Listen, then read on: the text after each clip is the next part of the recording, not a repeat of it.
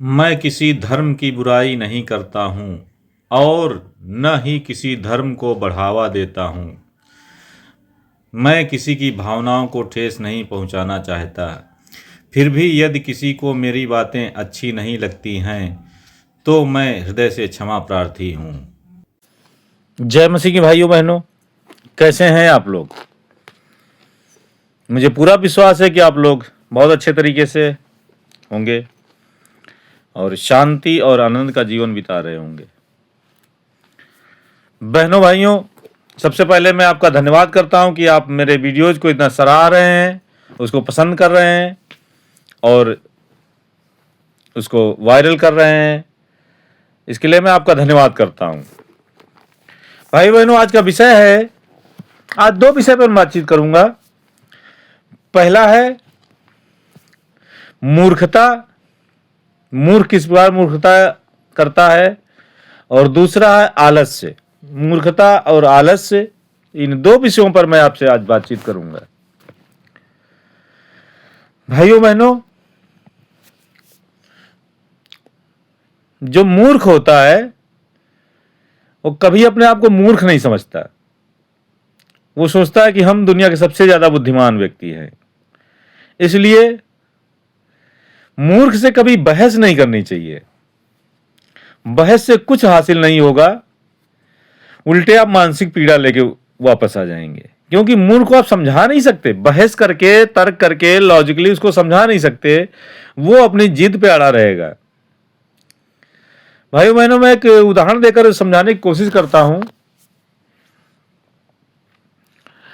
अगर कोई व्यक्ति आपसे कहे कि भैंस सफेद है,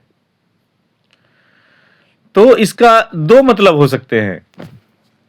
या तो उसे पता ही नहीं कि भैंस सफेद होती काली होती है, और कि उसे पता भी है कि भैंस काली होती है और आपसे कह रहा है सफेद है, तो वो जानबूझकर आपको इरिटेट करना चाहता है, आपको मानसिक पीड़ा देना चाहता है, आपको एनर्जी को लॉस करना चाहता है बहस के जरिए।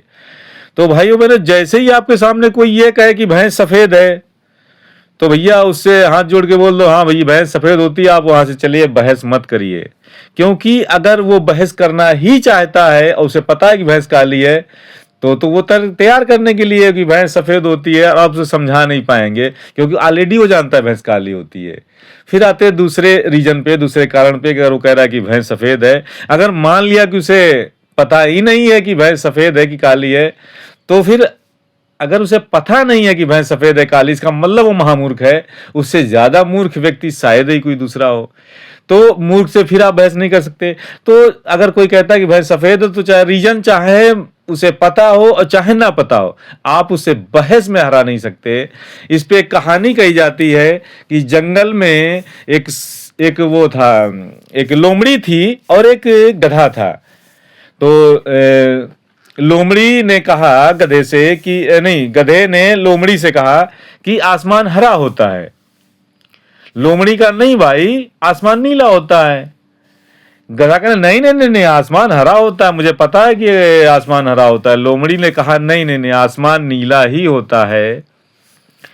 तो दोनों लोग, अब दो ही लोग थे, कोई फैसला करने वाला नहीं था। तो दोनों लोग राजा के पास पहुंचे, जंगल के राजा शेर के पास पहुंचे दोनों लोग, और उन्होंने कहा, नमस्कार और अभिवादन करने के बाद कहा कि राजा साहब मेरा फैसला कर दीजिए। तो शेर ने कहा भाई किस चीज का फैसला करना है? तो उन्होंने कहा, लोमड़ी और गधे ने कहा गधे ने कहा कि मैं महाराज, मुझे पता है कि आसमान हरा होता है, और ये लोमड़ी मान नहीं रही है। तो फिर लोमड़ी ने अपना तर्क रखा, अपना पक्ष रखा कि महाराज, आसमान नीला होता है, सब कोई जानता है, मैं भी जानती हूं और आप भी जानते हैं, लेकिन ये गधा मान नहीं रहा है। तो शेर ने कहा कि ठीक है, मैं फैसला करूंगा और सजा भी दूंगा जो गलत है। तो सब लोग, जो दरबार लगा था शेर का, तो सब लोग इंतजार करने लगे भाई क्या फैसला आने वाला है। तो जंगल के राजा शेर ने यह फैसला किया कि लोमड़ी को 50 कोड़े लगाए जाएं। सारे दरबारी हैरान परेशान, लोमड़ी हैरान परेशान, और गधा अपने आप में खुश। गधा ने सोचा अब मैं सही हूं, देखा मेरे पक्ष में फैसला आ गया।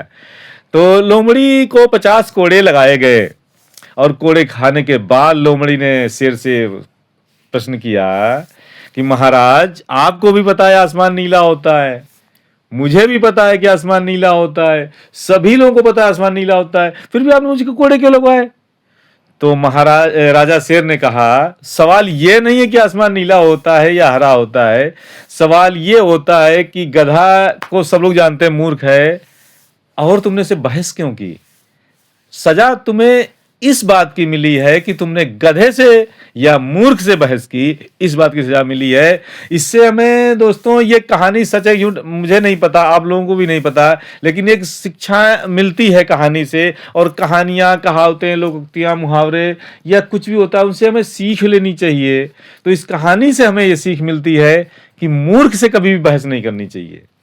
अगर आपको जैसे ही रियलाइज होता है, एहसास होता है कि ये मूर्ख है, या फिर आपको पहले से ही पता है कि मूर्ख है, तो फिर आप वहां से चले आइए उसको दंडवत प्रणाम करके, भाई तुम सही हो, मैं गलत हूं, मैं बहस नहीं करना चाहता।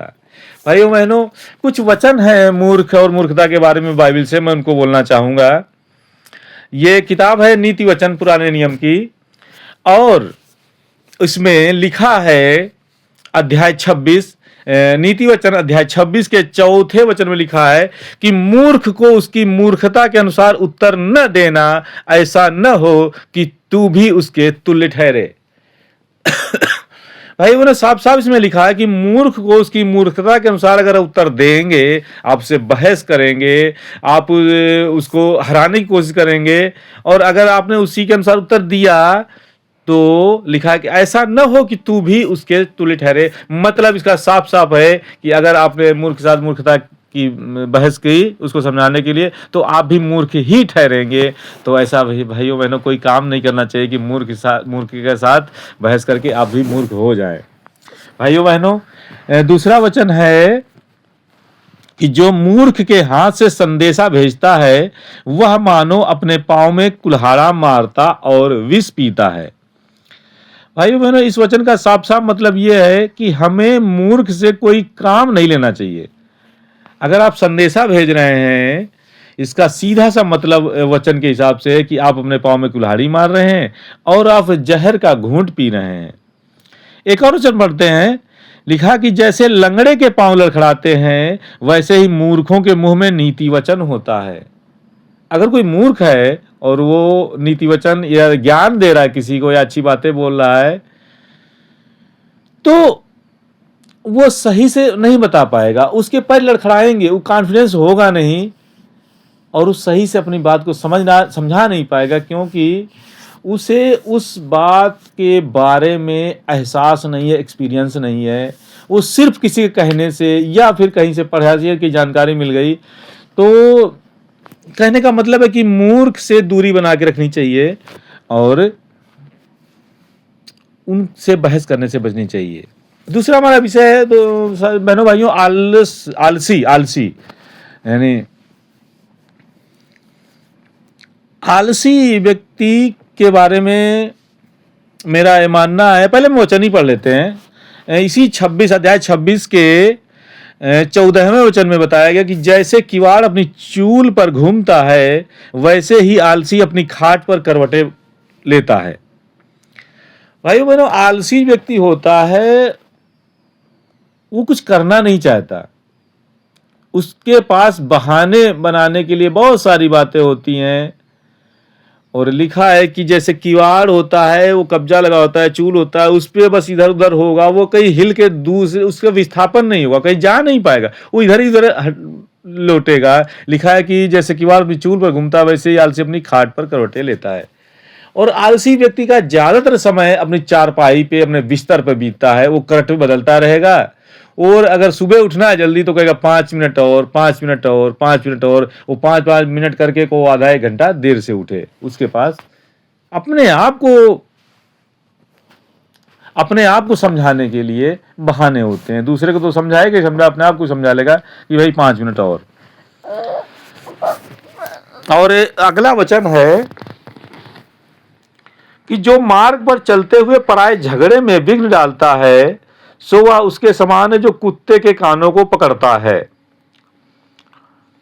भाइयों, मैंने वचन कह रहा है कि जो अगर कहीं पे झगड़ा हो रहा है और आप उनमें से किसी को जानते नहीं हैं और आप रास्ते पे जा रहे हैं और कहीं आपको झगड़ा दिख गया, तो उनके झगड़े में नहीं पड़ना चाहिए, क्योंकि आपका नुकसान हो सकता है वहां पे, क्योंकि आप जानता कोई नहीं है। और उन दोनों पक्षों में से जिसको भी लगेगा कि आपने उसके विरोध में बोला है कुछ भी, वो हो सकता है आपके ऊपर प्रहार करे, तो आप नुकसान खा बैठेंगे। इसलिए वचन कहता है कि जो कहीं मार्ग पे अगर जा रहे हैं तो कोई झगड़ा हो रहा है तो उसमें आपको नहीं पड़ना चाहिए। और इसका अगर पढ़ रहे हैं तो इसका मतलब है कि कुत्ते को आप कानों से पकड़ रहे हैं, तो कुत्ता तो काट सकता ही है, सब कोई जानते हैं, कुत्ता काट लेता रेबीज हो जाता है। और इसलिए मतलब रिस्क मत लीजिए, दूसरे पराये झगड़े में पढ़ करके रिस्क मत लीजिए। और एक और वचन है 26 का 19, वैसा ही वह भी होता है जो अपने पड़ोसी को धोखा देकर कहता है कि मैं तो ठट्ठा कर रहा था। यह मजाक करने वाले के विषय में कहा गया कि जो मजाक करने वाला व्यक्ति होता है वो कुछ भी करेगा, वो पड़ोसी को धोखा दे देगा, चीटिंग करेगा, परेशान कर लेगा, चोरी कर लेगा, सब कुछ कर लेगा, वो बाद में कहेगा ए मैं तो मजाक कर रहा था, ठट्ठा कर रहा था। इसलिए भाइयों बहनों, ये मजाकिया जो होते हैं ये मजाक करते रहते हैं और सोचते हैं कि मैं सही कर रहा हूं, उन्हें पता ही नहीं था वो कितना गलत कर सकते हैं। भाइयों बहनों, आज का जो वीडियो है अब मैं ज्यादा बड़ा नहीं बनाऊंगा, क्योंकि मेरे पास और भी काम रहते हैं। भाइयों बहनों, आज का वीडियो कैसा लगा, आज के विचार मेरे कैसे लगे आपको, इसके विषय में आप कमेंट्स कर सकते हैं। और अगर वीडियो अच्छा लगा हो तो प्लीज़ इसे लाइक करें, शेयर करें। और अगर आप चैनल पर नए हैं, पहली बार हैं, या आपने सब्सक्राइब नहीं किया तो प्लीज़ इसे सब्सक्राइब कर लीजिए, ताकि कोई भी वीडियो अपलोड होता है तो उसका नोटिफिकेशन आप तक पहुंच सके।